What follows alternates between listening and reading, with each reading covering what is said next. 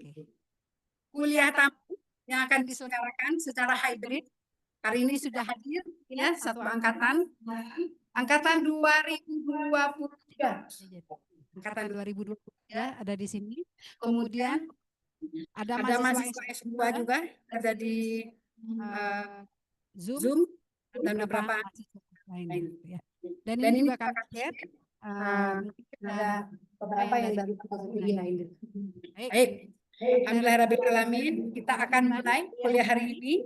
Saya mengucapkan terima kasih banyak kepada Pak Jenny Rizkiana, ya, atau saya memanggilnya Pak Jejen. Nafa, suaranya ini saya pakai ini atau gimana? Suaranya agak bergema-gema. Pakai ini aja. Oke, ya. Baik. Saya dengan bangga memperkenalkan ya Bapak Dr. Eng Insinyur Jenny Rizkiana. Beliau adalah dosen di Fakultas Teknologi Industri Institut Teknologi Bandung, Prodi Teknik Bioenergi dan Kemurgi. Waktu dulu saya S3 di Teknik Kimia, beliau sedang fast track S1 S2. Jadi S2 waktu itu di Teknik Kimia. Tapi kami mahasiswa S3 dan S2 pada kursus private sama Pak Jejen. Wah, mata kuliah neraca massa energi, proses perpindahan, bioreaktor dan lain-lain. Ini luar biasa. Tahu makan apa Pak Jejen, isi kepalanya ya. Jadi beliau lulus dari ITB S1 2009 ya, Pak Jejen ya, dari Teknik Kimia. Tahun 2012 lulus dari Magister Teknik Kimia ITB. Kemudian 2016 lulus dari Hirosaki University, Jepang.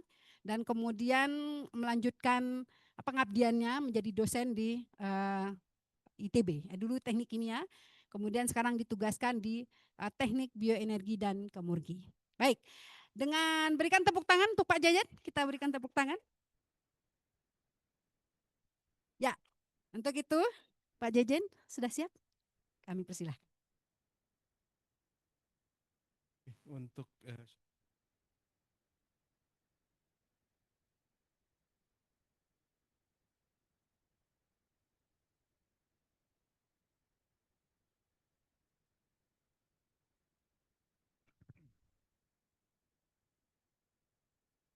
Oke, baik. Selamat sore semuanya. Assalamualaikum warahmatullahi wabarakatuh. Iya, senang bisa ada di sini. Setelah 9 tahun bertetangga, saya kembali ke ITB tahun 2016, kemudian ditugaskan untuk mengajar di Teknik Bioenergi dan Kemurgi di kampus sebelah. Ya, jadi kalau dulu orang kenalnya Jatinangor kampusnya apa? Unpad, karena ada saingan. Jatinangor kampusnya apa? Unpad ada, ITB juga ada. Gitu ya. Jadi semenjak saya kembali, saya ditugaskan untuk mengajar di Teknik Bioenergi dan Kemurgi, gitu ya, sebagai pengembangan dari program studi Teknik Kimia, gitu. Jadi keilmuannya sama mirip-mirip, gitu ya, di tentang rekayasa proses. Dan saya yakin di Anda di teknik industri di teknologi industri pertanian, gitu ya, itu juga ada bagian tentang rekayasa prosesnya ya. Saya yakin seperti itu karena nih Kaprodinya juga Bu Efri juga sekolahnya dari Teknik Kimia juga. Gitu ya. Jadi kita sempat bersama-sama waktu itu, meskipun waktu itu Bu Efri S3, saya S2 gitu ya, tapi ada kelas yang bareng gitu. Dan ya teman seperjuangan lah gitu ya. Sama-sama berjuang untuk lulus dari ITB gitu ya, yang ini gitu. Oke. Sebelumnya, oke, kalau tentang bioenergi mungkin kalian sudah tahu lah ya, sudah sering mendengar gitu ya. Kalau Kemurgi, ada yang pernah mendengar istilah Kemurgi? Atau dulu waktu mau UTBK atau pas mau SNMPTN sempat cari-cari info, kemudian mendengar ada di yang namanya aneh gitu ya, prodi asing Teknik Bioenergi dan Kemurgi. Ada yang sempat mendengar istilah itu? Bisa disampaikan apa yang diketahui? Ya, kemurginya.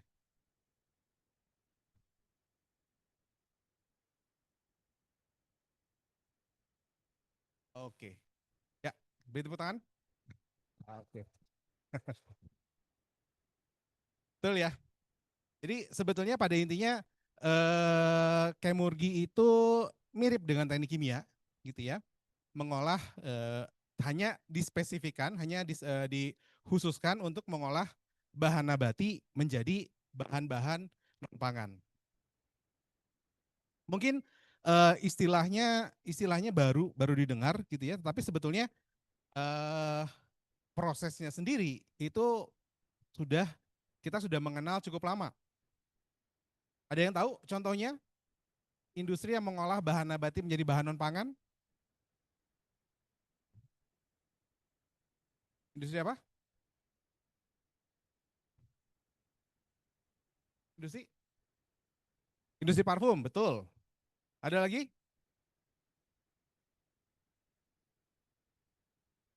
Kalau pangan beda lagi. Jadi kalau kemurgi itu non pangan.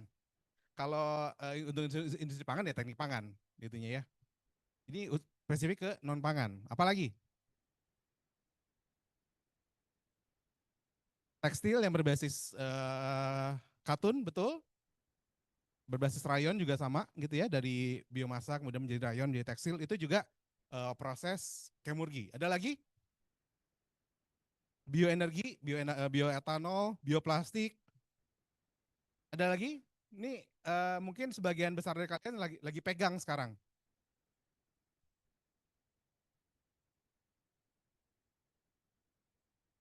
Kertas. Kertas juga kan dari kayu gitu ya, kemudian diolah menjadi bahan non pangan. Karena kalian nggak makan kertas kan? Atau kalian ada yang sejenis rayap makanin kertas? Nggak ya? Nah, jadi kertas termasuk bahan non pangan. Jadi kertas juga industri kemurgi sebetulnya, gitu ya.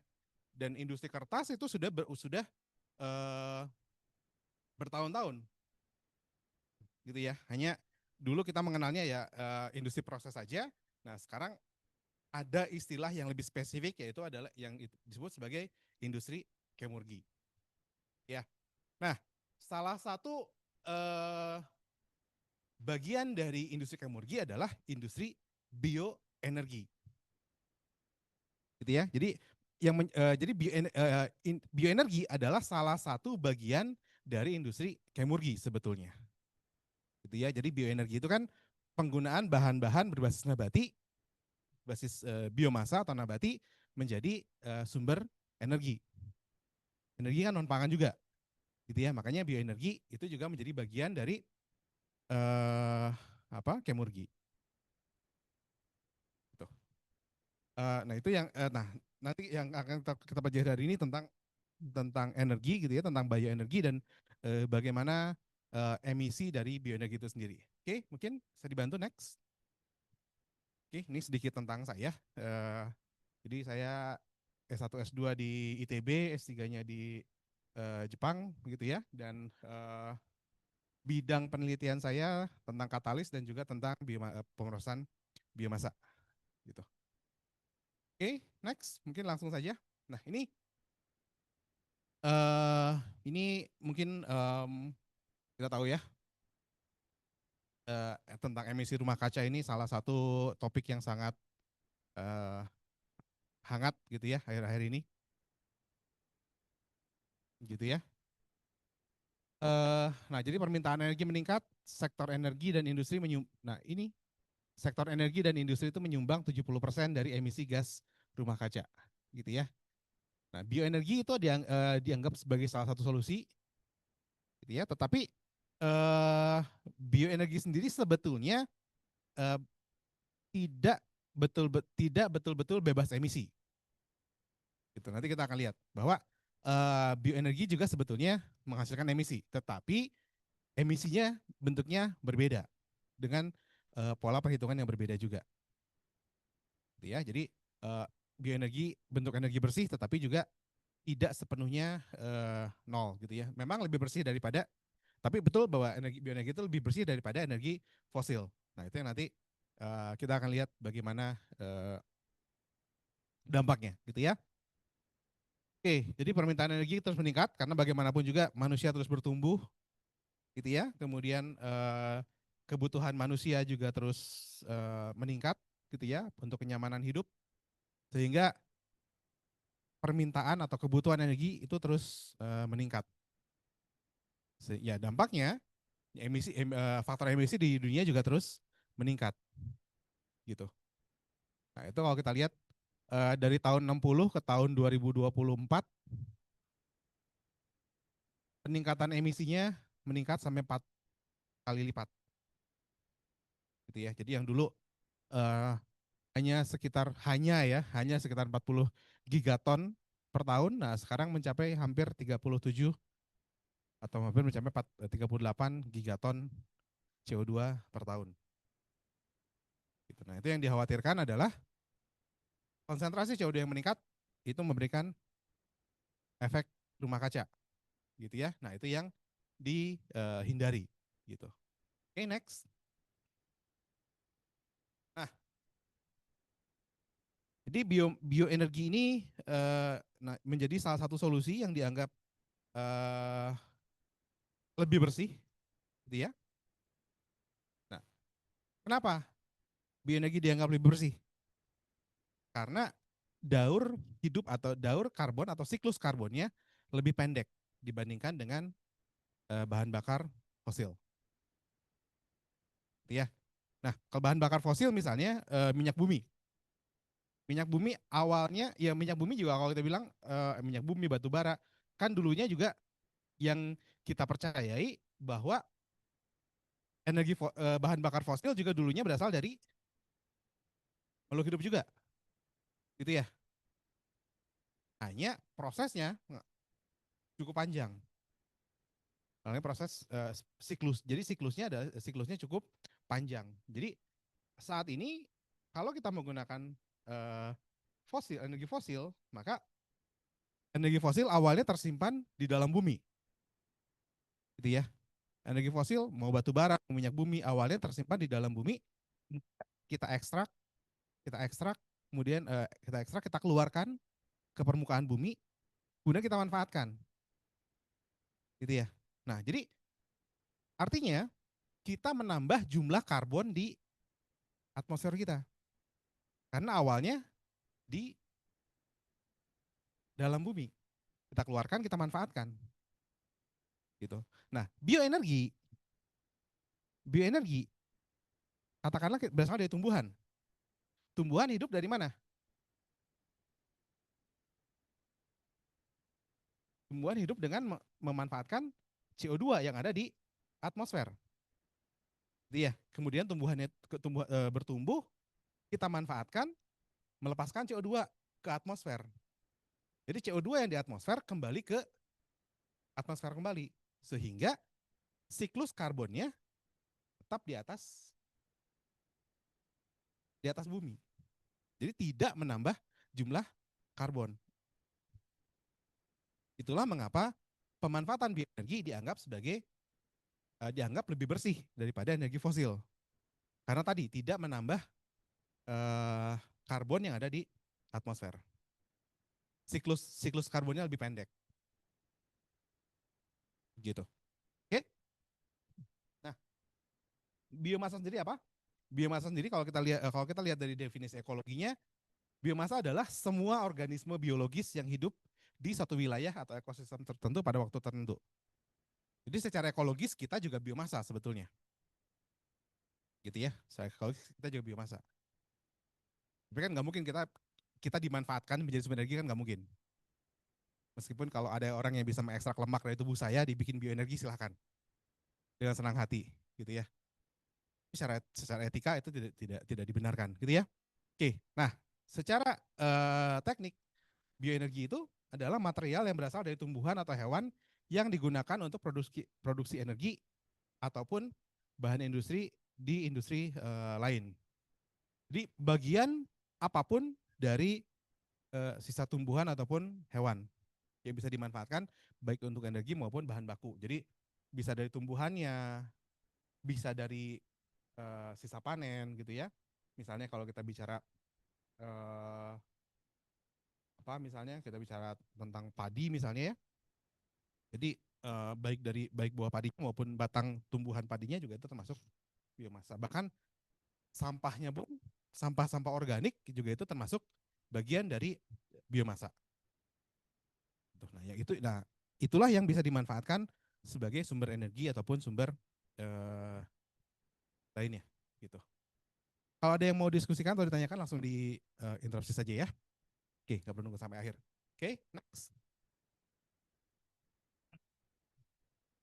Nah, bagaimana kita manfaatkan biomasa ini, gitu ya? Bagaimana kita manfaatkan biomasa ini? Ini ada dua rute yang secara umum eh, digunakan oleh manusia. Itu yang pertama adalah yang ke atas itu rute biochemical.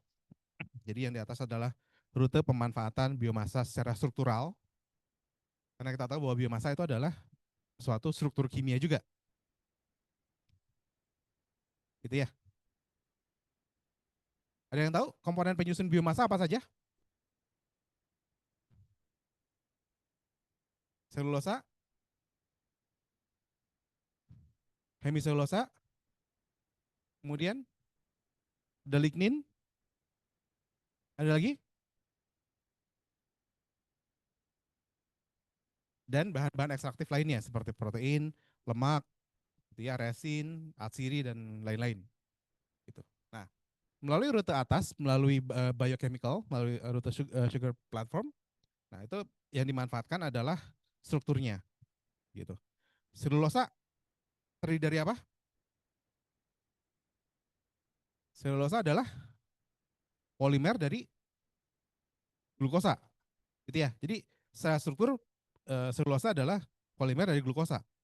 Nah, dengan rute yang atas kita manfaatkan selulosa melalui pemanfaatan glukosanya, gitu. Hemiselulosa banyak mengandung silosa gitu ya. Nah, jadi rutenya banyak memanfaatkan struktur silosanya. Sedangkan yang bawah itu rute thermochemicals, itu rute paling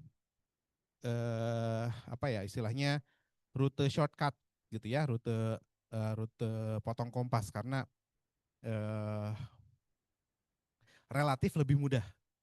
Bukan berarti mudah, tetapi dibandingkan dengan rute yang atas, pemanfaatan secara thermal itu relatif lebih mudah. Gitu. Oke, nah, tapi ya intinya pada akhirnya sama sih pemanfaatannya. Apakah akan dijadikan sebagai sumber energi ataupun dijadikan sebagai bahan material untuk sintesis zat lain. Oke, next.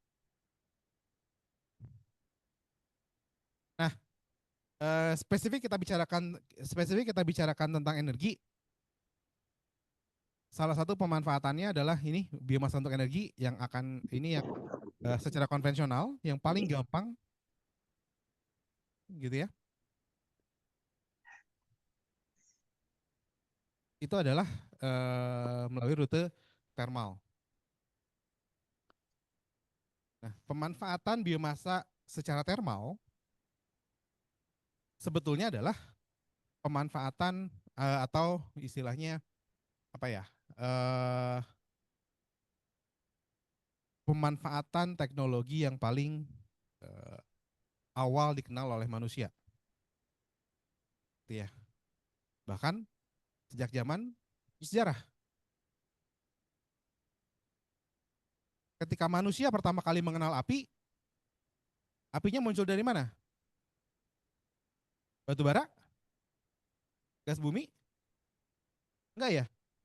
Munculnya dari kayu yang terbakar. Ya. Nah, kayu itu kan biomasa. Jadi bioenergi itu sebetulnya sudah dimanfaatkan oleh manusia sejak zaman prasejarah. Ya, jadi meskipun prodinya baru 10 tahun, tetapi bioenerginya sendiri itu sudah setua peradaban manusia. Jadi ya meskipun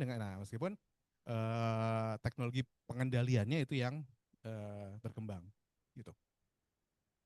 Oke, nah bagaimana memanfaatkan biomasa untuk energi thermal? Yang pertama rute paling sederhana adalah pembakaran langsung, gitu ya. Jadi ya tinggal kayu itu bahan bakar, dibakar, dapat energi, selesai. Gitu. Lalu alternatifnya bisa digasifikasi dulu. Jadi dari kayu kemudian dijadikan sebagai bahan bakar gas, nanti gasnya dijadikan sebagai bahan bakar, dibakar untuk keperluan yang lebih luas lagi. Gitu, karena kalau pembakaran langsung ada batasannya. Gitu. Nah kemudian yang ketiga yang saya bilang rute itu saya tuliskan sebagai rute masa depan itu adalah pirolisis, gitu ya. Nah kenapa ini rute masa depan? Karena untuk saat ini pirolisis ini masih menghasilkan energi yang belum bisa dimanfaatkan secara langsung, belum bisa dimanfaatkan secara luas. Masih perlu treatment-treatment tambahan yang secara teknologi tidak mudah dan tidak murah. Gitu. Tetapi ke depan kalau kita bisa membuat teknologi pirolisis dan upgrading dari bio oilnya ini lebih mudah dan lebih murah, nah ini akan menjadi opsi teknologi yang menarik depannya. Gitu. Oke, next. Nah, pemanfaatan biomasa melalui pembakaran ini yang paling sederhana dan paling lama usianya gitu ya. Jadi pemanfaatan biomasa untuk energi itu sejatinya sudah berlangsung sejak zaman prasejarah gitu. Tujuannya adalah untuk membangkitkan panas. Bisa untuk memasak, untuk menghangatkan tubuh dan lain-lain. Gitu. Nah, tapi kemudian di abad pertengahan ketika ditemukan bahan bakar fosil berubah gitu ya. Berubah. Karena orang melihat bahan bakar fosil ini jauh lebih pada saat itu jauh lebih nyaman. Jauh lebih nyaman dalam artian kalau kita mau memanfaatkan kayu misalnya, kita harus tunggu dulu kayunya tumbuh berapa puluh tahun gitu ya. 10 tahun, 20 tahun sampai sampai pohonnya tumbuh besar baru ditebang dan dimanfaatkan sebagai sumber energi. Tapi ketika ditemukan batu bara misalnya, orang tinggal ngegali sedikit dapat batu bara, sekali ngegali jumlahnya sangat banyak. Gitu ya. Nah, karena kenyamanan itulah di satu sisi sebetulnya itu sangat baik karena mendorong industrialisasi. Gitu ya. Salah satu faktor pendorong industrialisasi adalah dengan adanya energi fosil yang relatif lebih yang tersedia pada saat itu tersedia lebih mudah dibandingkan dengan energi dari biomasa gitu ya. Makanya industrialisasi mendorong energi fosil ini mendorong industrialisasi yang luar biasa. Tetapi dampaknya apa? Sejak dulu orang sudah tahu sebetulnya bahwa penggunaan energi fosil itu menghasilkan polusi yang luar biasa. Ketika era industrialisasi, ketika revolusi industri di tahun 1800-an, awal 1800-an, banyak sejarah yang mencatat di saat-saat itu kualitas udara di Inggris luar biasa jelek. Bahkan jarak pandang itu kurang dari 10 meter. Saking tebalnya asap yang dihasilkan, jelaga dari pembakaran, gitu ya. Gitu. Nah, karena itu eh, penggunaan biomasa mulai berkurang, tetapi tidak sampai betul-betul habis. Tetap untuk skala kecil masih orang menggunakan biomasa. Gitu ya, di beberapa industri kecil dan juga eh, industri rumahan orang masih pakai biomasa di saat itu. Next. Nah, eh, sekarang mulai orang kembali lagi ke biomasa karena ada masalah lingkungan yang lebih serius. Gitu. Nah, teknologi pemanfaatan juga akan berbeda dengan zaman dulu. Kalau zaman dulu hanya dibakar untuk menghasilkan panasnya saja. Nah, sekarang dengan berkembangnya industri gitu ya. Nah, biomasa ini dimanfaatkan seperti pemanfaatan batu bara, misalnya di PLTU gitu ya. Jadi biomasanya dibakar untuk membangkitkan kukus, membangkitkan steam, nanti steamnya diekspansi melalui turbin untuk mendapatkan daya listrik gitu. Nah, ini yang terjadi di beberapa PLT BM gitu ya, pembangkit listrik tenaga biomasa gitu. Nah, ini teknologi ya sebetulnya bisa dibilang kalau untuk teknologi pembakaran teknologi pemanfaatan batu bara ini teknologi pemanfaatan biomasa ini cukup konvensional gitu ya, karena hanya menggantikan saja di proses konvensional. Nah, ini perlu investasi yang cukup besar kalau untuk yang ini, sehingga nah ini ada semacam kontradiksi gitu ya untuk pemanfaatan biomasa melalui rute pembakaran ini. Eh, karena teknologi konvensional dia perlu sistem pendukung yang cukup banyak sehingga pemanfaatan biomasa untuk melalui pembakaran ini baru bisa ekonomis di skala yang besar gitu ya, baru bisa ekonomis di skala yang besar gitu. Tapi masalahnya mengumpulkan biomasa untuk skala yang besar itu juga tidak mudah.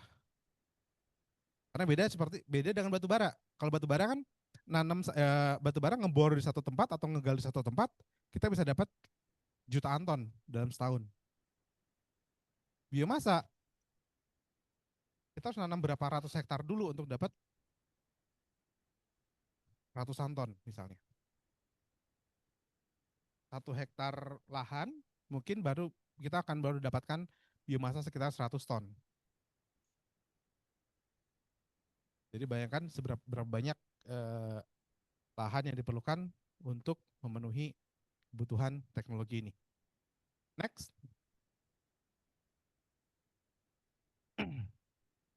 Nah, rute yang lainnya adalah rute gasifikasi, gitu ya, rute gasifikasi. Nah, ini secara teknologi dia sedikit lebih advance daripada rute pembakaran. Nah, hanya keunggulannya sistem pendukungnya tidak terlalu banyak, tidak sebanyak sistem pembakaran, gitu ya. Jadi kalau di gasifikasi, nah jadi gasifikasi itu secara umum adalah mengubah material padat baik itu biomasa ataupun batu bara menjadi gas yang bisa dibakar atau gas sintesis. Gitu. Jadi prinsipnya umpan biomasa atau batu bara masuk ke gasifier diubah menjadi syngas terutama CO dan H2 gitu ya. Nah, CO dan H2-nya nanti dibersihkan masuk ke gas engine karena dia menjadi gas yang bisa dibakar gitu ya, bisa masuk ke gas engine nanti bisa menghasilkan listrik gitu. Nah, keunggulannya uh, ini bisa dimanfaatkan pada skala yang lebih kecil karena tidak memerlukan utilitas yang lain. Jadi kalau yang pembakaran karena perlu pakai steam, steam kan berarti memerlukan air, gitu ya. Dan airnya juga tidak sembarangan. Air untuk membuat steam, terutama steam yang bertekanan tinggi, itu spesifikasinya luar biasa ketat. Jadi penyediaan airnya pun tidak murah. Jadi kalau yang teknologi itu baru ekonomis di skala besar, nah kalau ini bisa ekonomis di skala yang kecil. Jadi ini lebih cocok untuk pemanfaatan biomasa sebetulnya. Next. Nah, jadi secara teknologi kira-kira gambarnya seperti ini. Kalau kita mau memanfaatkan biomasa untuk membangkitkan listrik skala kecil dari 0,1 megawatt atau 100 kilowatt sampai 5 megawatt, paling cocok adalah gasifikasi. Gitu. Pembakaran bisa cocok kalau itu yang atas ya, yang hijau saya kasih tanda bintang. Pembakaran rute pembakaran atau rute steam itu masih eh, menarik jika ada kebutuhan lain untuk steamnya. Contohnya misalnya di pabrik kelapa sawit misalnya.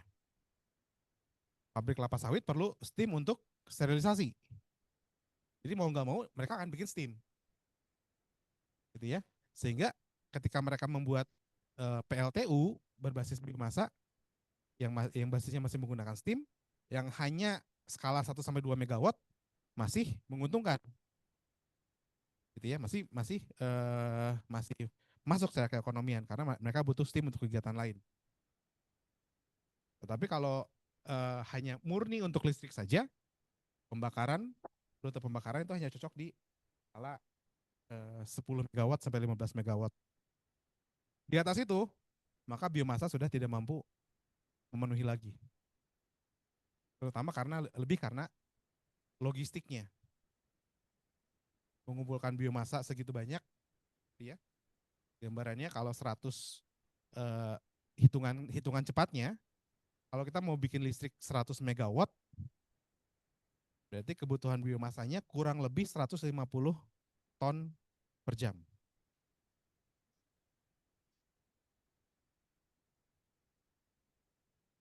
Dan nggak mungkin kan kita bikin listrik cuma 1 jam terus kemudian berhenti, gitu ya. Listrik itu harus 24 jam, 365 hari, setahun, karena nggak boleh stop ya. Jadi kebayang berapa jumlah yang diperlukan. Itu yang hingga saat ini menjadi tantangan. Bahkan PLN pun PLN-nya sanggup di 5% menggantikan biomasa saja. Next. Nah ini kalau kita lihat biomasa juga cukup berkembang, penggunaannya mulai meningkat kembali, gitu ya. Meskipun tetap di dunia tetap penggunaan bahan bakar fosil masih mendominasi, tetapi biomasa sudah mulai masuk secara signifikan. Kalau kita lihat itu biomasa yang 9%, gitu ya. Nah, itu cukup uh, cukup uh, menggembirakan. Itu di tahun 2017, sekarang mungkin akan meningkat lagi, gitu ya. Mudah-mudahan terus bertambah. Tapi ya itu tadi ujung-ujungnya nanti terkendala masalah pasokan. Next. Nah, kalau di Indonesia sendiri bagaimana? Ini data tahun 2019,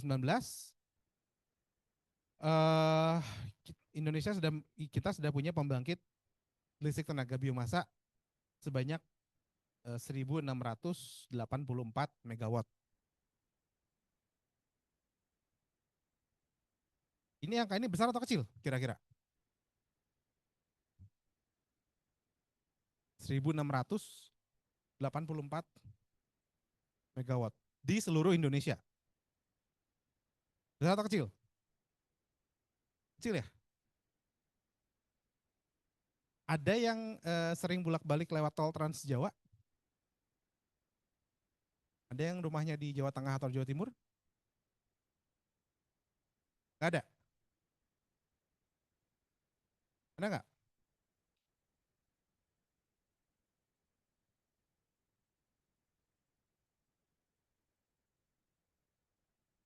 Kalau ada yang pernah lewat tol Trans Jawa di daerah Batang, tepat di pinggir tol Batang, itu ada satu PLTU basis batu bara.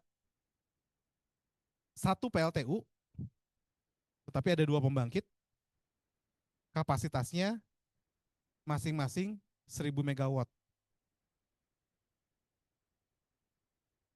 Jadi satu PLTU, satu titik PLTU bisa membangkitkan sampai 2.000 megawatt.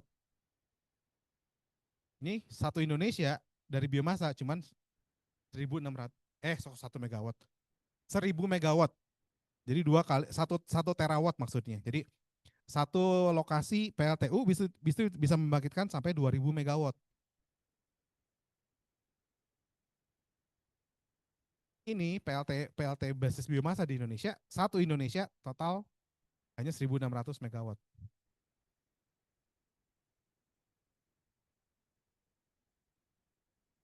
Masih jauh.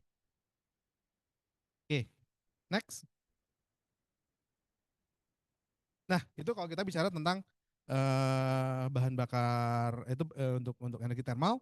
Nah, kita lihat lagi untuk yang lain, pemanfaatan bioenergi lain, yaitu bahan bakar nabati atau biofuel, gitu ya.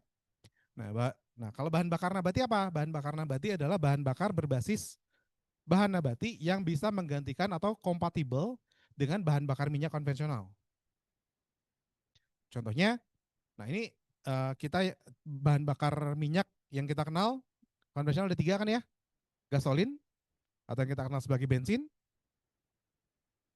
solar atau diesel, dan aftur atau kerosen. Itu 3 bahan bakar minyak yang kita kenal. Nah, masing-masing bahan bakar minyak itu ada bahan bakar nabati yang kompatibel untuk menggantikan. Baik itu menggantikan sebagian ataupun menggantikan seluruhnya. Nah, untuk menggantikan gasolin misalnya, kita bisa ganti sebagian dengan bioetanol. Gitu ya. Kita bisa gantikan dengan bioetanol. Indonesia sudah mulai, Pertamina sudah mulai menjual gasolin yang mengandung bioetanol. Ada yang pernah pakai Pertamax Green? Belum ya. Nah, itu bensin haram pertama di Indonesia karena mengandung 5% alkohol, setara dengan bir, tapi jangan diminum. Oke. Masih dijual terbatas karena pasokannya masih kurang banyak gitu ya. Nah, tapi itu bisa menggantikan sebagian dari gasolin. Biobutanol juga itu lebih kompatibel lagi tetapi lebih sulit membuatnya, dan yang sedang dikembangkan oleh ITB itu adalah biogasolin.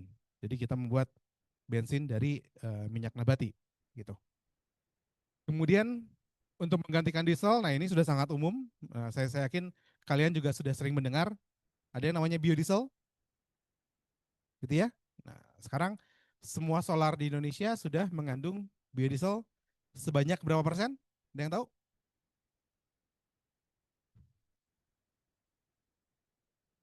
Berapa persen?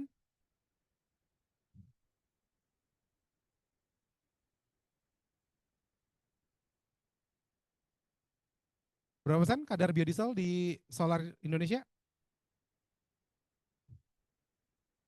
30% itu 3 tahun lalu. Sekarang tahun ini mulai tahun ini sudah naik jadi 40%. Mulai Januari 2025 sudah mencapai 40%. Tertinggi di dunia. Itu angka yang cukup membanggakan ya. Karena yang kemarin kan yang rame kan angka kemiskinan Indonesia tertinggi di dunia ya. Nah, itu kalau itu angka yang nggak bangga, itu nggak bangga kalau itu. Nah, kalau campuran biodiesel tertinggi di dunia itu cukup membanggakan. Ya karena eh, kita menjadi yang apa namanya? Menjadi yang tertinggi campurannya. Bahkan standar biodiesel Indonesia dijadikan sebagai acuan oleh negara-negara lain. Gitu ya. Nah, sekarang juga dikembangkan green diesel yang lebih kompatibel lagi. Jadi kalau biodiesel itu setiap peningkatan campuran itu harus diuji makanya pelan-pelan ya. Mulai dari 5%, 10%, 15%, 20%, 30%, 35 dan sekarang 40. Nah, kalau green diesel nanti kalau sudah dibuat itu bisa menggantikan 100% dari eh, solar gitu. Aftur juga ada bahan kompatibelnya yaitu bioaftur. Kita sudah berhasil buat gitu ya. Mungkin kalau kalian pernah baca ada J24. Jadi kita sudah membuat uh, biojet fuel dengan kadar 2,4%. Gitu. Next. Nah, ini biodiesel, sedikit tentang biodiesel. Apa itu biodiesel? Gitu ya, biodiesel itu adalah bahan bakar dari mesin diesel, bahan bakar untuk mesin diesel yang berasal dari atau kandungan kimianya disebut sebagai ester metil asam lemak atau fatty acid methyl ester, istilahnya FAME. Ya, dibuat dari minyak nabati. Dibuat dari minyak nabati yang paling umum di Indonesia adalah minyak sawit. Ya, dari minyak sawit. kemudian direaksikan dengan metanol, itu menjadi biodiesel dan produk sampingnya adalah gliserol. Oke, next. Ini proses pembuatan biodiesel sepintas saja. Jadi dari reaktor, kemudian nanti jadi biodiesel, kemudian nanti ada di situ ada distilasi gitu ya, untuk memisahkan, untuk merecovery metanol dan juga nanti untuk memurnikan gliserol dan memurnikan biodiesel dan lain-lain sampai nanti kita dapatkan produk biodiesel. Gitu. Oke, next. Nah, ini bioetanol.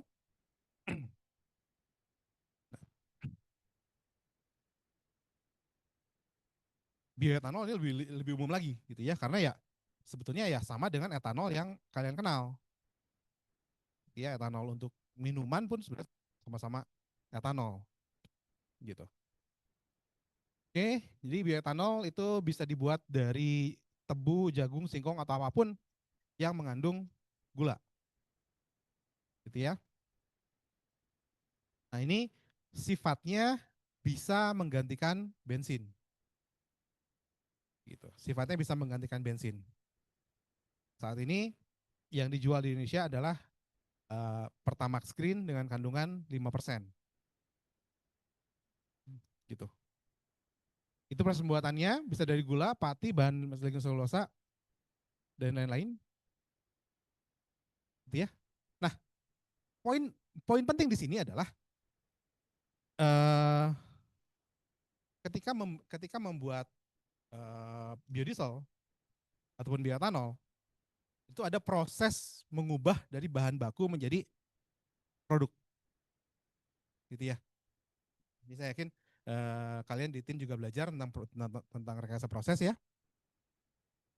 Nah, ketika mengubah dari bahan baku, baik itu kalau di biodiesel mengubah dari minyak sawit menjadi biodiesel, ataupun kalau di bioetanol mengubah dari gula menjadi etanol, itu ada proses yang melibatkan energi di situ. Baik untuk memanaskan reaktor misalnya, atau untuk evaporasi, atau untuk distilasi, macam-macam. Lalu ada juga kebutuhan listrik untuk pompa, untuk kompresor, untuk penerangan di pabrik, gitu ya. Jadi untuk membuat untuk memproses suatu bioenergi diperlukan juga energi. Gitu. Nah, disinilah meskipun bioenergi itu adalah energi yang bersih, tetapi tidak serta-merta bebas emisi. Gitu ya. Karena pada pemrosesannya pun perlu energi dan lain-lain, sehingga ada juga faktor emisi yang dikeluarkan. Gitu. Meskipun secara overall nanti tentunya akan lebih rendah dibandingkan dengan fossil fuel. Gitu ya. Nah, dari mana saya coba next?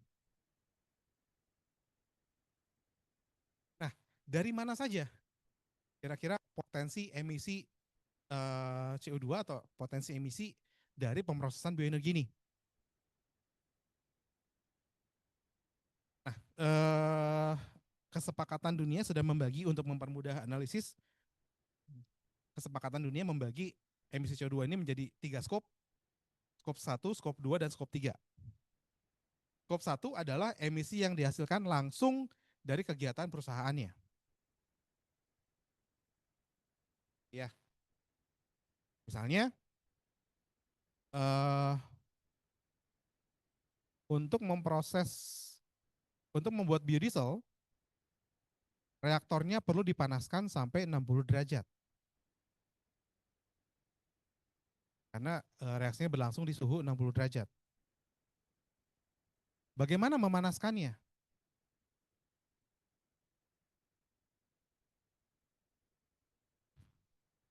Bagaimana kira-kira memanaskannya? Gitu ya. Nah, itu berarti kan ada energi di situ. Entah itu misalnya dengan pembakaran langsung, misalnya pembakaran gas alam misalnya. Gitu ya. atau dipanaskan dengan kukus. Cuman kukus pun kan perlu dibangkitkan. Nah, pembangkitan kukusnya pakai apa?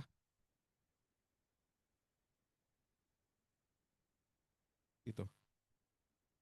Atau misalnya untuk pemurnian bioetanol, bioetanol itu kan dibuat dengan fermentasi. Ketika difermentasi, kadar bioetanol di fermentor itu cuma 9%. Sisanya apa? Air. Kan nggak mungkin kita masukin semuanya langsung ke tangki bensin kan? Mogok semua nanti mobilnya. Airnya harus dihilangkan dulu. Airnya perlu dihilangkan, perlu dievaporasi, perlu didistilasi, perlu energi. Nah, itu yang masuk ke skop 1. Skop 2, emisi tidak langsung yang digunakan di pabrik. Jadi emisi dari energi yang dibeli dari pihak luar. Misalnya listrik. Tidak semua pabrik bisa menghasilkan listrik sendiri. Gitu ya. Jadi dari mana listriknya? Dari PLN. Listrik PLN pakai apa? Pakai batu bara. Ada emisi juga sebetulnya di situ.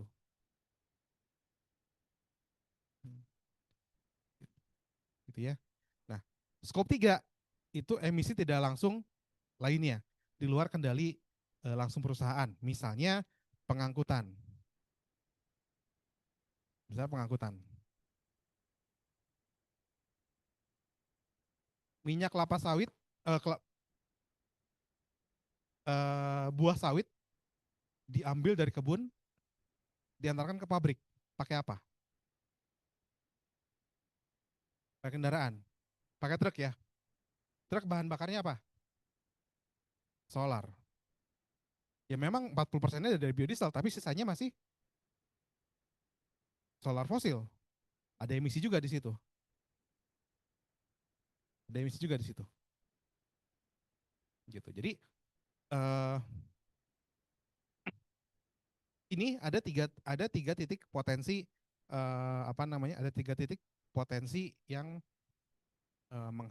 berpotensi untuk menghasilkan uh, emisi, gitu ya.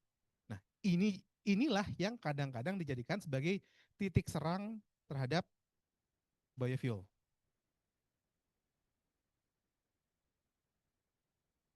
Gitu. Tahun lalu saya berkesempatan untuk mengunjungi pabrik bioetanol di Brazil. Jadi pabrik bioetanolnya sangat sangat terintegrasi. Mulai dari kebunnya dikelola secara modern, gitu ya. Mekanisasi pertaniannya luar biasa. Mulai dari penanaman, pemeliharaan sampai pemanenan, semuanya menggunakan alat-alat mekanik, pakai truk-truk mekanik semua, gitu ya. Kemudian diproses, tebunya diproses, sebagian jadi gula, sebagian jadi bioetanol. Nah, karena penggunaan alat mekanik, berarti kan di situ ada penggunaan alat-alat berat secara intensif. Alat berat bahan bakarnya apa? Solar. Solarnya masih solar fosil. Nah, itu yang kadang dijadikan sebagai titik serang bahwa ini apa katanya bikin bahan bakar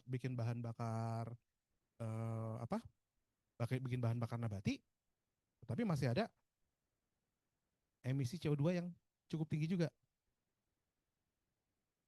Betul, gitu ya. Nah, makanya sebetulnya eh, perhitungan yang sangat detail itu diperlukan.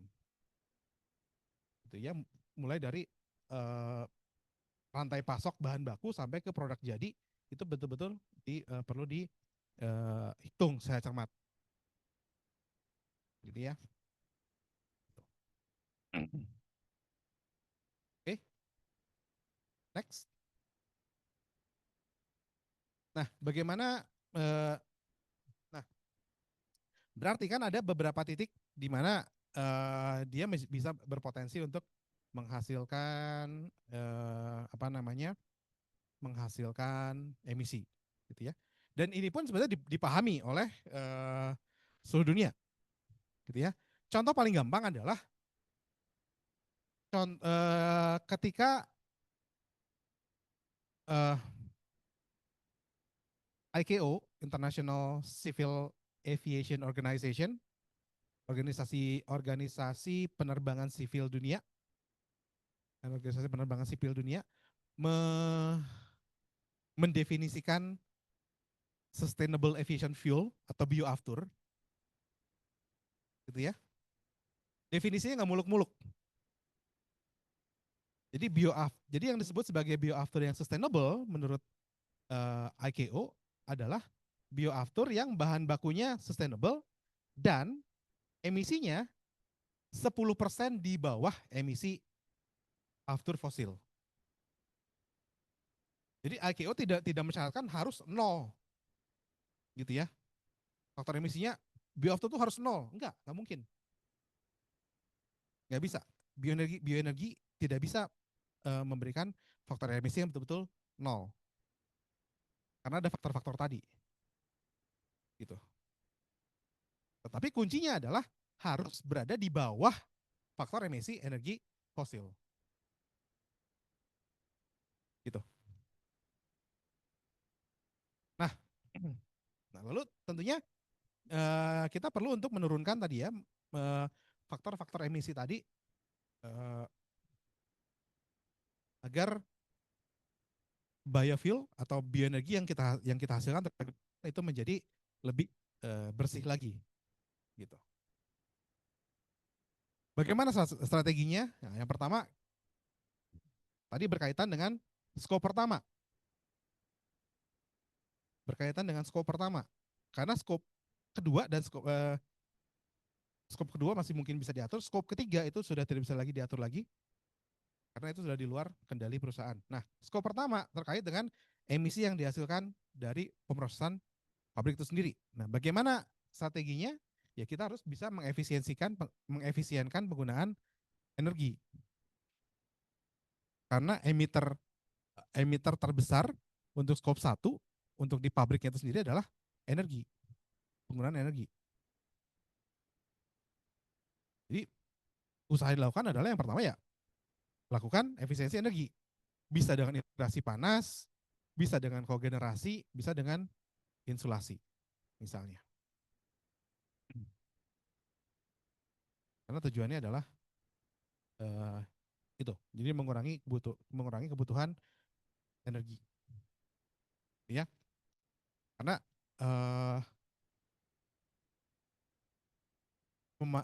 pemenuhan energi di industri biofuel itu masih sebagian besar masih dipenuhi oleh bahan bakar fosil. Contohnya misalnya pabrik bioetanol yang ada di Malang itu boilernya masih pakai batu bara. Pabrik bioetanol lain di Mojokerto boilernya masih pakai gas alam. Gitu. Jadi kalau mau mengurangi mengurangi emisinya, ya efisienkan penggunaan energinya. Next, berikutnya. Kalau mungkin kan mulai gunakan energi terbarukan. Tadi salah satu emisi di skop 2 itu adalah penggunaan listrik.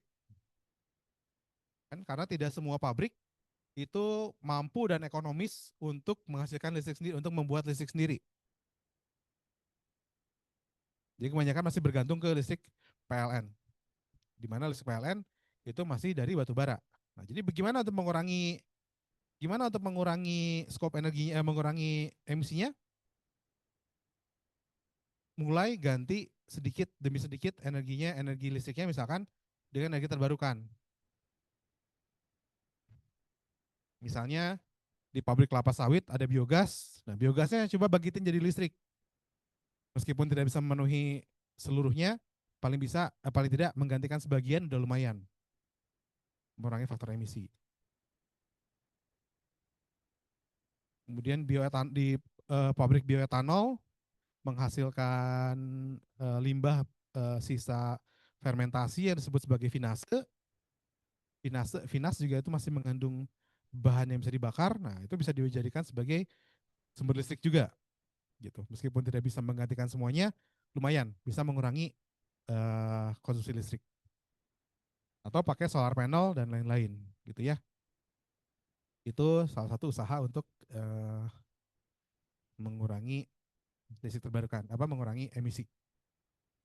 Next. Nah,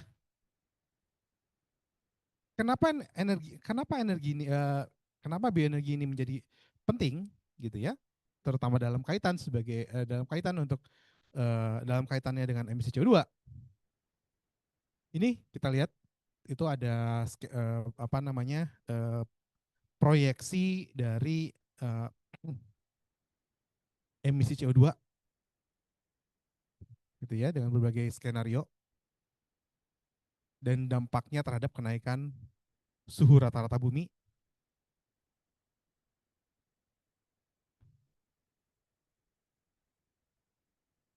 Dengan kondisi saat ini,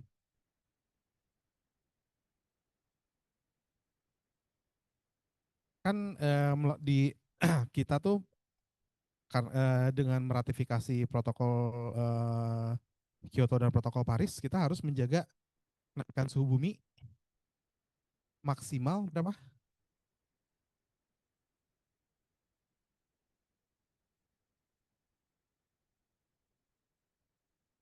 Kenaikan suhu bumi itu maksimal 1,5 derajat dibandingkan dengan eh, suhu sebelum revolusi industri, gitu ya. Nah, kalau kita lihat diagram itu, gimana caranya untuk menjaga kenaikan bumi di bawah 1,5 derajat?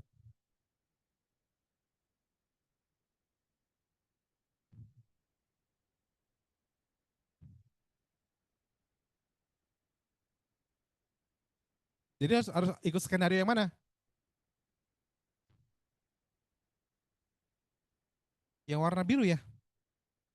Jadi kalau kita mau menjaga kenaikan suhu bumi di maksimal 1,5%, kita harus ikut skema yang biru. Yang berarti bukan lagi net zero emission, tapi net negative emission. Indonesia mentargetkan net zero emission tahun 2060. Apakah itu cukup? Ternyata enggak. Kalau mau menjaga suhu bumi segitu, bukan lagi net zero, tapi harus net negatif.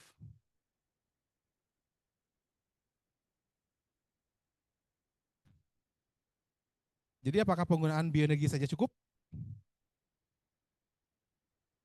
Belum ya. Penggunaan bioenergi hanya salah satu alternatif, hanya salah satu usaha saja. Perlu ada usaha-usaha lainnya.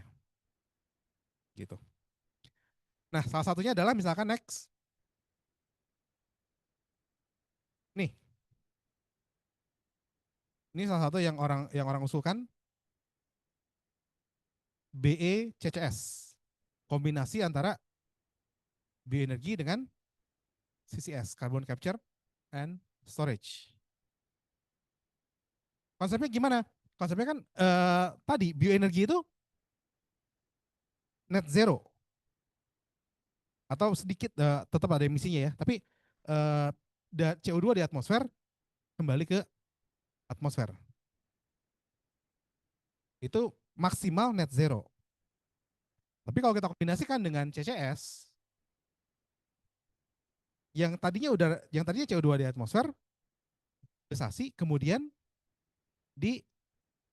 ada yang tahu istilah CCS? Carbon Capture and Storage. Jadi CO2 ditangkap, gitu ya.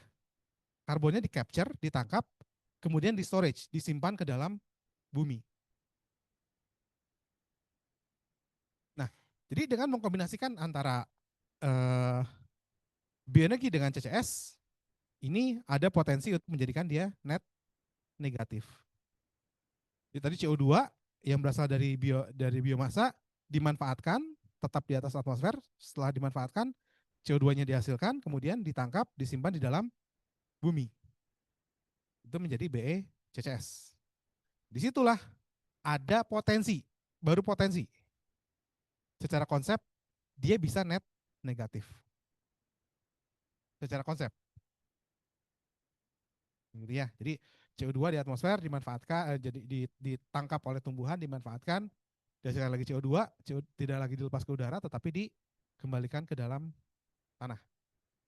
Gitu. Next.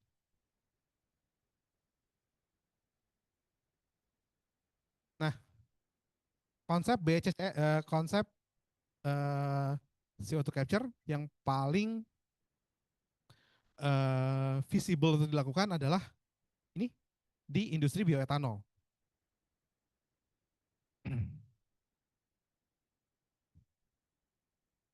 Gitu ya. Bioetanol dibuat dengan memfermentasikan gula. Ya. Ada yang tahu reaksinya gimana? Persamaan reaksi kimianya?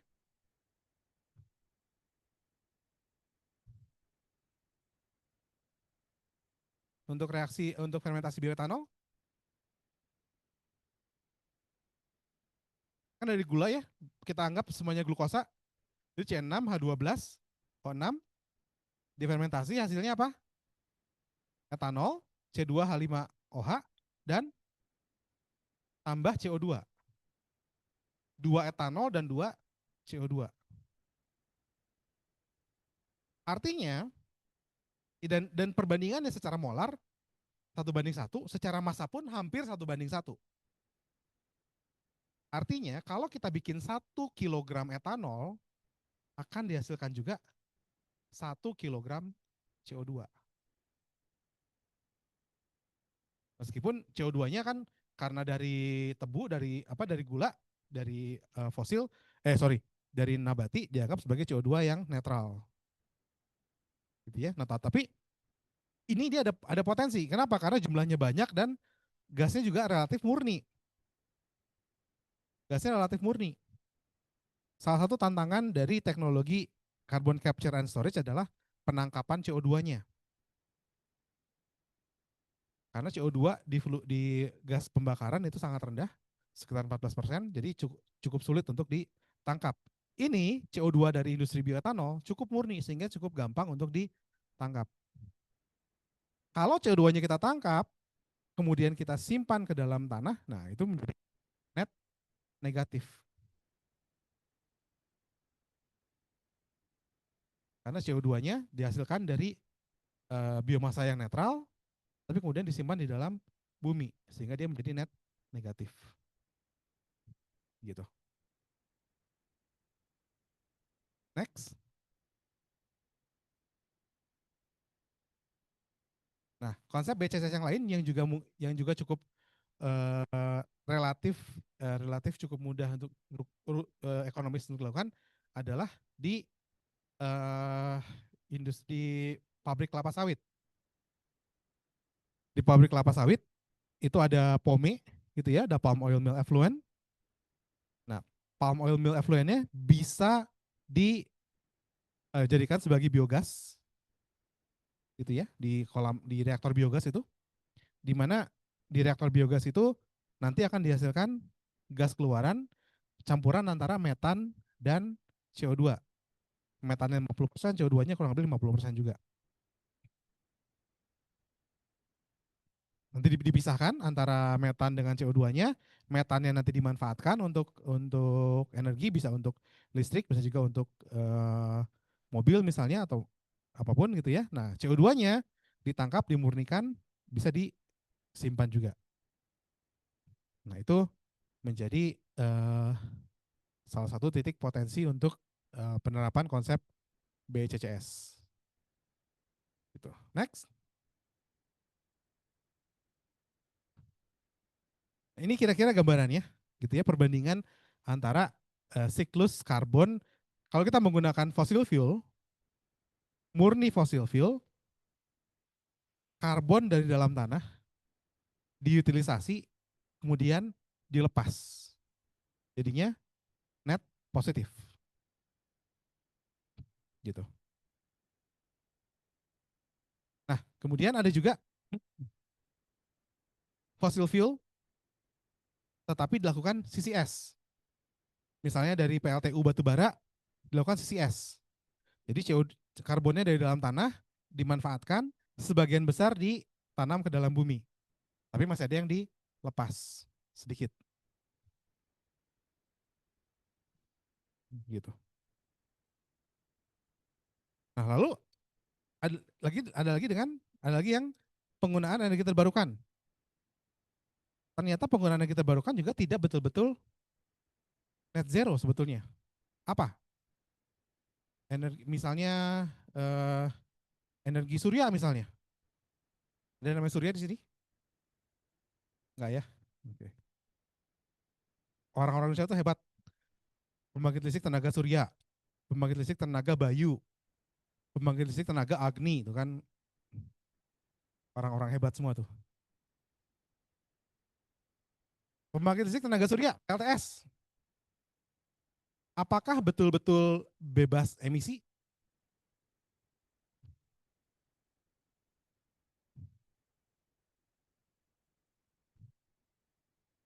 Panel surya dibuat dari apa?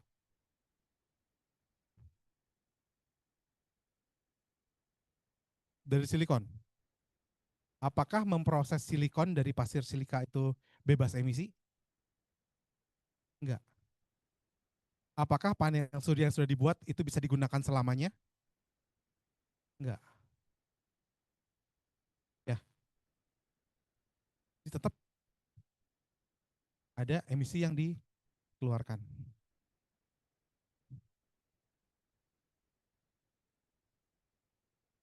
Bioenergi, bioenergi tadi ya, CO2 dari atmosfer dikembalikan lagi ke atmosfer. Tapi tetap masih ada penggunaan sedikit energi fosil. Jadi masih ada yang diambil dari tanah, dari dalam bumi, kemudian dilepas ke atmosfer. Jadi masih ada sedikit positif. Nah, bioenergi dengan CCS, ini baru yang net negatif. Jadi kalau mau net negatif, satu-satunya cuma itu. Secara konsep. Ya, next. Nah, ini gambarannya. Gitu ya. Jadi kalau kita mau menurunkan emisi sampai negatif, kita bukan hanya apa namanya, kita harus sampai ke bio CCS, sampai ke BCCS. Jadi yang fosilnya pun tetap harus di CCS juga kalau mau. Jangan sebaliknya gitu ya, biar biar net negatif, jadi bioenerginya dilakukan CCS. Tapi yang fosilnya enggak, sama aja bohong. Gitu ya, tentunya yang fosilnya juga perlu digantikan gitu. Next. Nah, ini beberapa aplikasi atau beberapa implementasi BECCS di dunia, gitu ya. Nah, yang bisa berjalan secara ekonomis dan komersial itu semuanya berasal dari pabrik bioetanol. Karena Amerika kan salah satu produsen bioetanol terbesar ya. Nah, jadi CO2 yang dihasilkan cukup murni, kemudian dilakukan CCS di situ.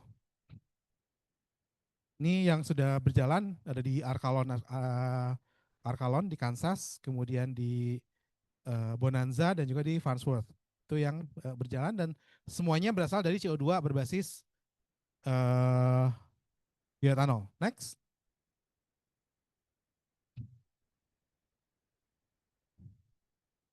Ini di Kanada juga ada gitu ya. Tapi masih belum, ya lumayan 250 ton CO2 dikompres dari ethanol plant dari Saskatchewan, kemudian disimpan di dalam bumi. Lagi-lagi pabrik bioetanol karena yang paling murni CO2-nya. Next.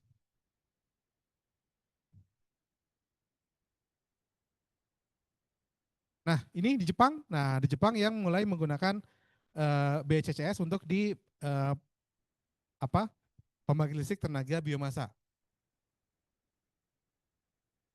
Jepang sudah berhasil menangkap. PR-nya Jepang apa? Nyimpennya mau di mana? Jepang nggak punya tempat nyimpen.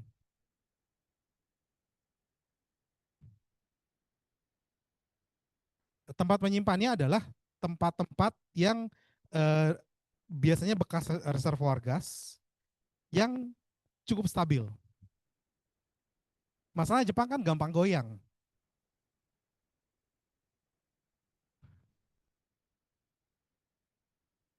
Saya selama tinggal di Jepang mungkin 2 hari sekali rasain goyang pada saat tidur. Dan itu sudah menjadi kebiasaan. Karena Jepang tidak cocok untuk menyimpan. Apa yang dilakukan oleh Jepang? Nah, yang dilakukan oleh Jepang adalah Jepang membiayai berbagai proyek CCS di Indonesia dengan harapan dia bisa nyimpan CO2-nya di kita. Nah, jadi kalau dulu eh, kuburan termahal di Indonesia itu kan San Diego Hills ya. Nah, sekarang nanti kuburan termahalnya adalah kuburan CO2 ini. Bernilai triliunan lagi, bukan lagi ratusan juta. Jadi nanti bisnis kuburannya beralih dari San Diego Hills ke kuburan CO2 ini. Next.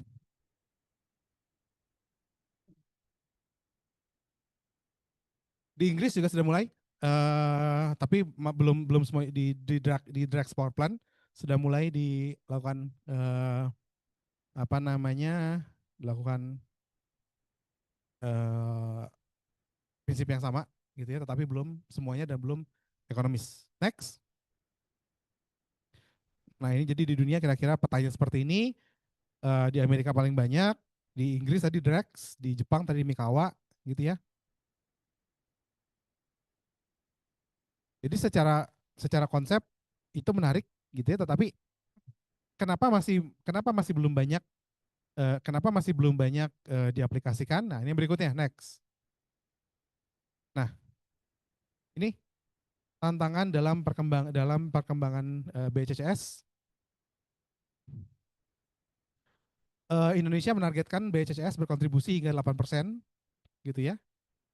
Tetapi belum ada satupun riset yang menunjukkan bahwa BCCS dapat memasok pembangkitan daya positif dengan reduksi emisi yang signifikan. Intinya belum layak secara finansial.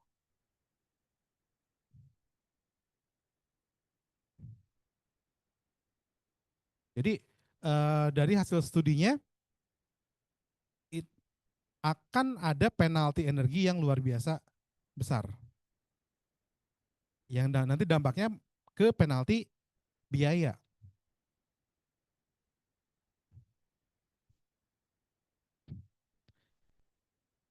Gitu ya. Nah, ini yang masih menjadi tantangan. Next. Ini hasil studi yang dilakukan oleh teman saya yang mendalami CCS.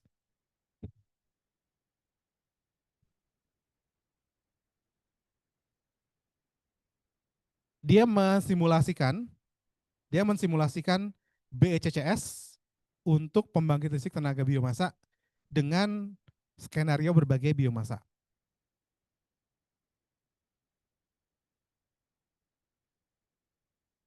Eh, SCB saya lupa singkatannya.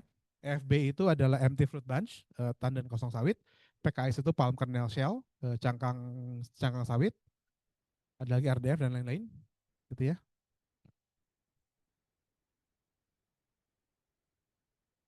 Kita lihat baris pertama. Ini hasil simulasi ya. Ini hasil simulasi. Kita lihat yang pertama. Yang K1 basis biomasanya adalah SCB. Saya lupa singkatannya apa, nanti dicari aja.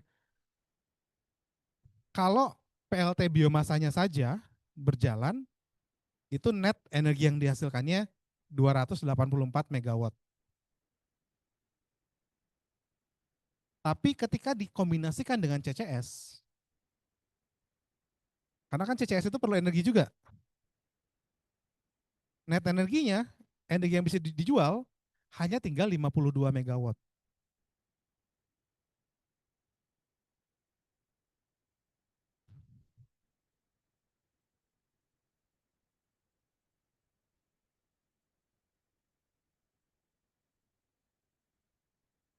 Jadi yang tadinya PLT pembangkit listriknya bisa menjual listrik 280 megawatt, sekarang hanya bisa menjual 52 megawatt.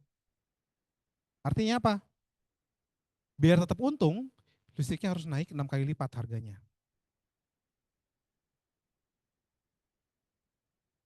Kalian ngekos ngisi token berapa?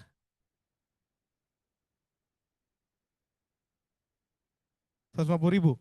Nah, kalau pakai konsep ini 900.000 nanti jadinya. Udah sama dengan harga kosnya itu sendiri ya. Bahkan ada yang negatif. Bukan lagi ini, bukan lagi apa namanya, eh, bukan lagi penghematan, bahkan spending gitu ya. Ada yang turun 39%, turun 45%, turun 21% dan lain-lain gitu.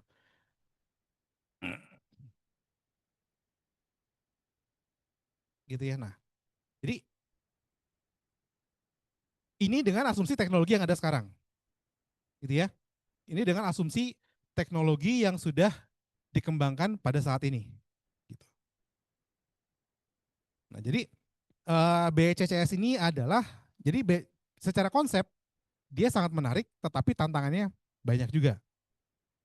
Gitu ya. Jadi kita lihat di sini, uh, kalau kita ingin negatifkan, tentunya penaltinya juga cukup besar. Jadi tantangannya adalah bagaimana kita bisa mengembangkan teknologi CCS ini dengan lebih efisien, gitu ya, sehingga kita bisa mengaplikasikan BCCS dengan penalti energi yang serendah mungkin, gitu. Kira-kira itu tantangannya. Next. Oh, sudah habis ternyata. Oke, silakan jika ada yang ditanyakan. Ya, silakan.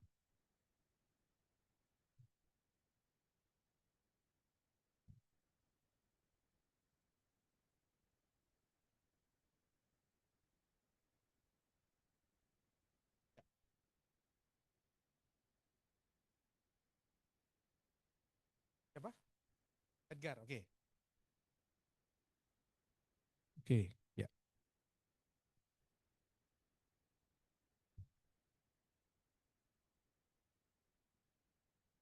Oke, kemudian pertama, kemudian.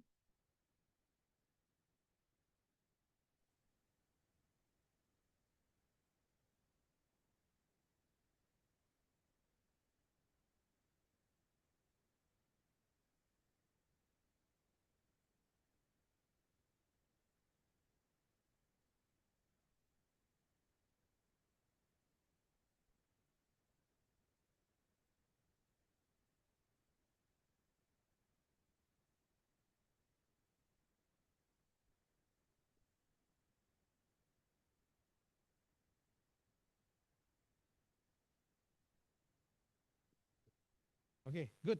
Bagus banget pertanyaannya. Good, Edgar. Oke, oke, bagus sekali pertanyaannya. Yang pertama, apakah saya percaya bahwa bioenergi energi masa depan? Tentunya iya. Makanya saya ngajar di bioenergi. Kalau saya nggak percaya, ngapain saya ngajar di sini? Gitu ya. Gitu. Nah, untuk menyambung pertanyaan kedua, itu saya kembali ke apa yang saya singgung sebelumnya, bahwa bioenergi itu bukan solusi satu-satunya. Gitu ya, bioenergi itu bukan solusi satu-satunya. Sering kalau saya memberikan kuliah tamu atau saya memberikan uh, kuliah umum gitu ya, banyak yang bertanya, Pak, sekarang Bapak ngomongin biodiesel, ngomongin biosolar, ngomongin biogasolin, tapi banyak yang pakai mobil listrik, Pak. Jadi ke depan gimana? Apakah biofuel akan tetap dipakai atau semuanya beralih ke mobil listrik? Gitu ya. Nah, tentunya ke depan kita tidak bisa bioenergi tidak bisa memenuhi sepenuhnya, listrik pun tidak bisa memenuhi semuanya. Gitu ya. Jadi masing-masing akan ada porsinya gitu. Bioenergi misalnya, bioenergi akan sangat cocok di Indonesia menurut saya, gitu ya. Kenapa? Karena lokasinya yang ter eh, yang berupa kepulauan lah, gitu ya, terpencar-pencar, gitu. Sehingga dengan mengembangkan konsep bioenergi, masing-masing lokasi itu bisa mengembangkan di tempatnya masing-masing. Ya, misalkan bikin listrik dari biomasa skala kecil, dibangun untuk di Sumatera saja, dibangun untuk di Kalimantan saja. Bikin pabrik biodiesel skala kecil untuk di Sumatera saja, untuk di Kalimantan saja. Itu sangat mungkin kan, gitu. Untuk di Indonesia, gitu. Terus kemudian apakah dengan demikian tidak ada yang lain yang cocok juga? Ya, yang lain juga dikembangkan juga, listrik terbarukan juga kembangkan juga, gitu ya. Tetapi melihat kondisi di Indonesia, kita tidak bisa bergantung sepenuhnya ke listrik terbarukan. Beberapa tahun lalu eh, pemerintah kita sempat apa namanya bilang gitu ya, itu di Timur Tengah lah, entar lupa di Qatar atau di UAE, Emirat Arab gitu ya, itu mereka bisa bikin listrik tenaga matahari, listrik tenaga surya dengan harga nggak sampai Rp400 per kWh.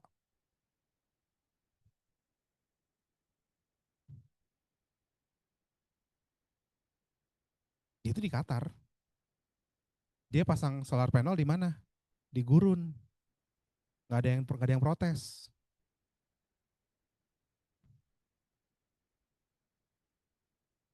ya kan? Di gurun nggak ada yang protes. Terus panasnya tinggi, pencahayaannya juga panjang. Lah di Indonesia, kalian pernah lihat ada iklan solar panel ditaruh di atas sawah?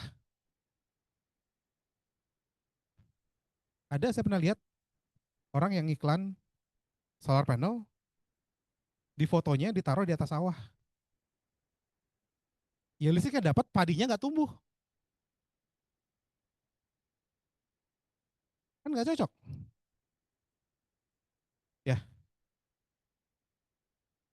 jadi menurut saya energi terbarukan itu semuanya komplementer, gitu. Jadi bioenergi tetap kita kembangkan karena cocok untuk kondisi kita saat ini. Listrik terbarukan juga dikembangkan juga, gitu. Jadi kalau dibilang bioenergi listrik adalah energi masa depan, betul, tetapi bukan solusi satu-satunya. Itu kira-kira jawabannya. Sudah puas?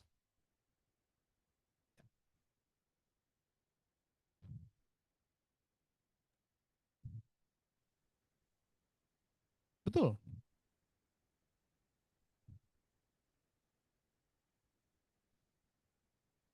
betul, betul. Energi terbarukan itu sifatnya harus komplementer, gitu. Jadi ya karena ya intinya kita punya satu satu musuh yang sama lah, gitu. Jadi mau listrik terbarukan, mau bioenergi, mau sumber terbarukan apapun, kita punya musuh yang sama, yaitu energi-energi yang nggak bersih ini, gitu ya. Nah, kalau kita punya musuh yang sama, masa kita mau bersaing? Ya, mendingan kerjasama, gitu ya. Oke, silakan. Ada pertanyaan lain? Ya, perlu pakai mic? Oh, oke.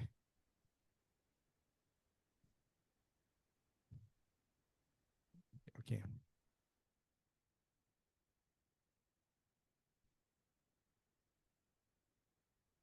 Hmm. Oke.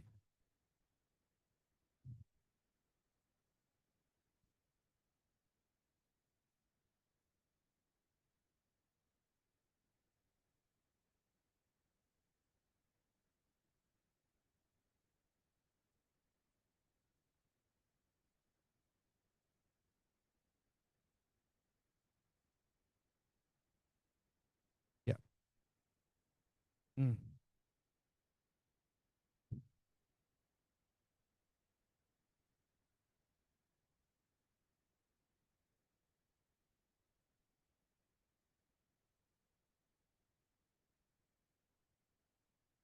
Hmm.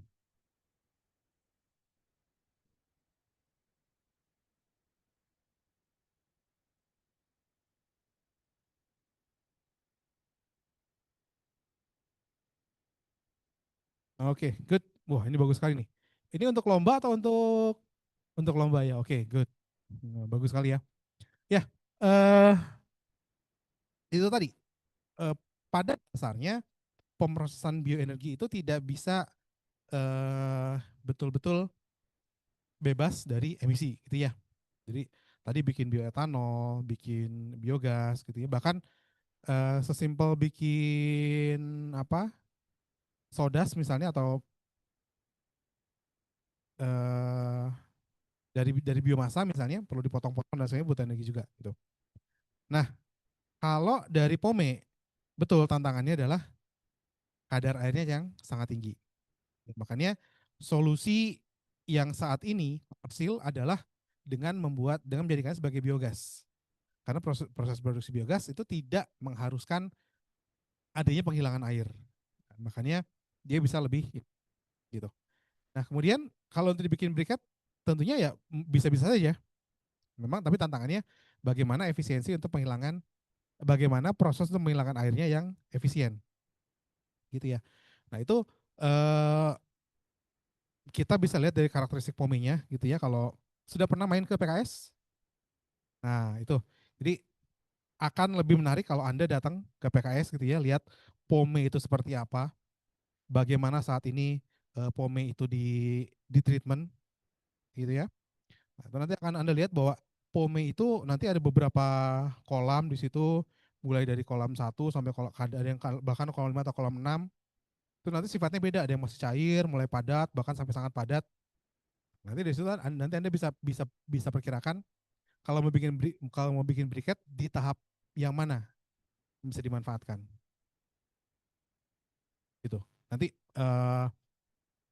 apa akan lebih terbayang kalau sudah bermain ke PKS gitu ya. Kalau sekarang ya Anda hanya melihat dari konsepnya saja gitu ya bahwa pome itu adalah limbah cair itu memang itu cair ketika masih fresh keluar dari pabrik.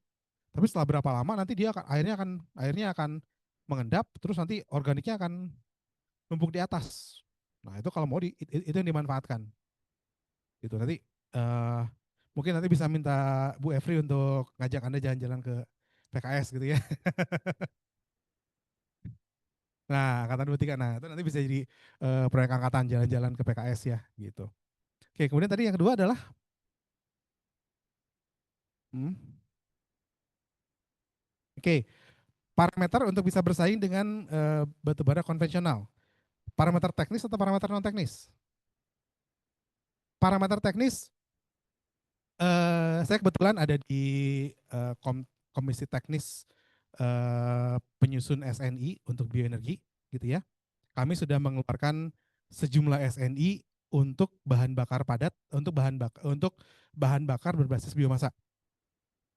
Nah, di situ kalau parameter teknis nanti Anda bisa bisa lihat. Tinggal si POME ini akan disetarakan dengan bahan bakar apa? Misalnya dengan briket biomasa misalnya. Nah, itu nanti di situ ada persyaratan SNI untuk briket biomasa. Ikuti itu. Atau mau Anda setarakan dengan RDF misalnya karena termasuk sebagai limbah organik. Nanti ada juga spesifikasi untuk RDF. Nanti SNI-nya ada banyak. Kita sudah mengeluarkan sekitar 10 SNI untuk macam-macam produk gitu ya. Mulai dari RDF, yang terakhir SRF, RDF, kemudian cangkang sawit, briket, ya ada beberapa lah. Kalau secara teknis nanti di sana untuk ini ya. Begitu sudah nah SNI itu sudah kita buat agar dia kompatibel dengan bahan bakar yang ada sekarang. Jadi begitu produk Anda sudah memenuhi SNI itu, maka sudah dipastikan bisa kompatibel dengan batu bara. Gitu. Tinggal nanti pertanyaan keduanya adalah apakah prosesnya ekonomis atau enggak. Nah, itu yang menjadi tantangan berikutnya. Gitu ya, karena selama ini yang menjadi faktor penghambat di penggunaan biomasa adalah keekonomian. Gitu. Kalau bisa mendapatkan briket briket pome yang SNI yang masuk, kemudian harganya juga masuk, luar biasa.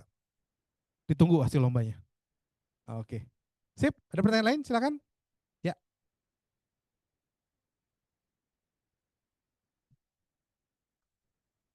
Ya.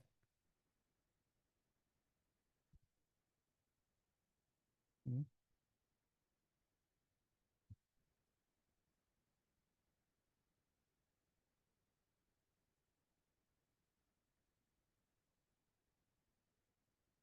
Ya. Ya. Ya.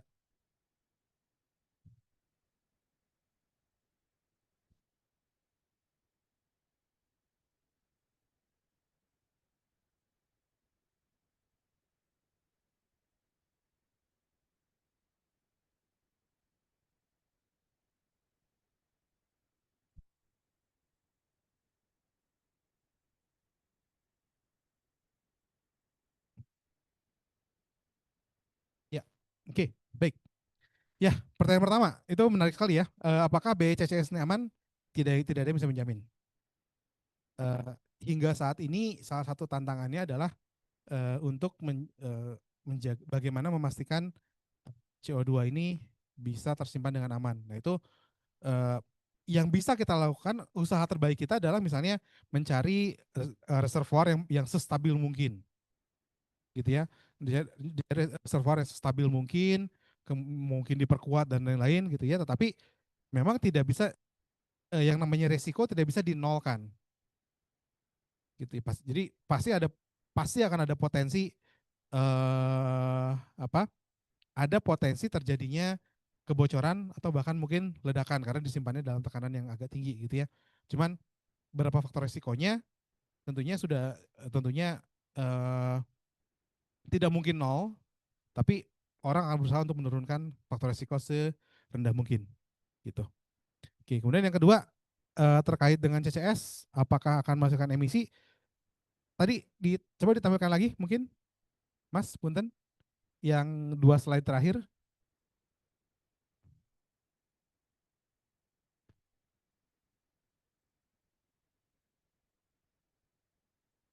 Nah, sebelumnya.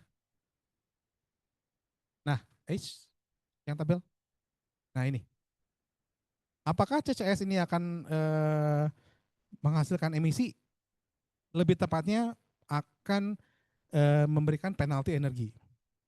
Itu contohnya yang di case 1. Kalau tanpa CCS, pembangkit listriknya bisa menjual listrik 280 megawatt. Tetapi ketika menggunakan CCS itu perlu energi, perlu proses. Untuk CCS sendiri perlu listrik sampai 230 megawatt. Sehingga yang dijual tinggal 52-nya. Itu yang menjadi tantangan. Gitu. Apakah dia menghasilkan emisi? Dalam kasus ini, karena PLTBM itu adalah listrik berbasis biomasa yang emisinya nol, maka tidak ada penalti emisi. Yang terjadi apa? Yang terjadi listrik yang dihasilkan menjadi lebih mahal. Karena yang tadinya bisa menjual 280 megawatt, sekarang hanya bisa menjual 50 megawatt. Ya berarti harganya akan naik 5,5 sampai 6 kali lipat listriknya. Jadi penaltinya bukan berupa penalti emisi CO2 tetapi penalti harga, dan itu juga yang akan mengconsider orang untuk melakukan itu, Siapa yang mau beli listrik dengan harga semahal itu? Itu kira-kira. Waktunya masih aman atau sudah habis, Bu Efri? Mungkin satu pertanyaan terakhir mungkin? Oke, silakan.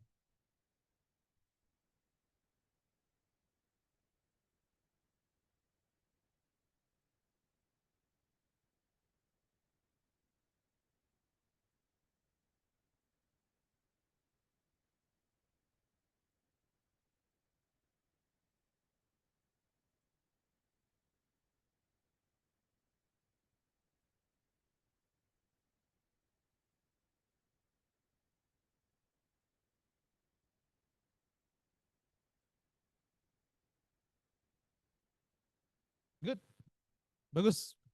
Pertanyaan konsepnya bagus gitu ya. Nah itu yang kayaknya itu disebut sebagai CCU namanya, Carbon Capture and Utilization. Kalau tadi CCS, Carbon Capture and Storage, jadi setelah ditangkap kemudian disimpan. Dan tadi ditanyakan oleh Yasfa, itu yang oleh Yasfa itu adalah karbon ditangkap kemudian dimanfaatkan. Orang orang juga mengembangkan teknologi itu. Orang juga mengembangkan teknologi itu. Tapi yang jadi tantangan adalah CO2 adalah senyawa yang sangat stabil, ya kan? Kalau sesuatu yang stabil mau diganggu, usahanya harus besar. Gitu. Jadi mengganggu sesuatu yang stabil itu usahanya harus besar. Nah, salah satu tantangan dari eh, pemanfaatan CO2 adalah itu sebetulnya bagaimana membuat CO2 ini menjadi lebih bisa digunakan. Salah satu usahanya yang orang kembangkan, misalnya CO2 jadi metanol bisa, CO2 menjadi metana, CO2 menjadi DME, banyak produknya sebetulnya. Tetapi dari semua teknologi yang ada, kuncinya cuma satu, mengganggu kestabilan. Dan saat ini, apa yang bisa digunakan untuk mengganggu kestabilan dari CO2 adalah hidrogen. Pertanyaan berikutnya, hidrogennya dari mana? Kalau kita bisa membuat hidrogen dengan cara yang bersih, maka kita bisa memanfaatkan CO2 yang kita bisa memanfaatkan CO2 dengan baik gitu. Masalahnya sekarang di Indonesia hidrogennya masih bikin dari metana semua. Jadi sama-sama aja fosil juga gitu ya. Terus kalau mau bikin elektrolisis, kalau mau bikin hidrogen dari elektrolisis misalnya, listriknya dari mana? Dari PLN. PLN dari mana listriknya? Batu bara. Ya sama aja. Gitu. Jadi tantangannya itu orang sudah mengembangkan pemanfaatan CO2 menjadi metanol, menjadi metana, menjadi asam format dan lain-lain gitu ya. Tapi kuncinya satu, kita bisa menghasilkan hidrogen yang bersih juga. Dan saat ini di Indonesia itu masih menjadi tantangan. Good, mungkin waktu sudah habis. Terima kasih, saya kembalikan ke Bu Evri. Baik, terima kasih banyak Pak Jenny Rizkina. Berikan tepuk tangan untuk Pak Jajan. Inilah luar biasa ya. Tadi sudah dijelaskan mulai dari biomasa, kemudian dari potensi bioenergi ya, bahan bakar nabati, sampai bagaimana walaupun kita menghasilkan bioenergi tapi ternyata emisinya tetap dihasilkan gitu ya. Potensi-potensi emisinya tadi sudah dijelaskan dan bagaimana contoh perhitungan tadi juga sudah ya. Baik, yang di Zoom saya sudah tanya, mungkin sudah cukup mendengarkan karena waktunya sudah habis. Sekali lagi berikan tepuk tangan untuk Pak Jenny Rizkyana. Oke, selanjutnya kami ingin memberikan penghargaan, sertifikat penghargaan kepada Pak JJ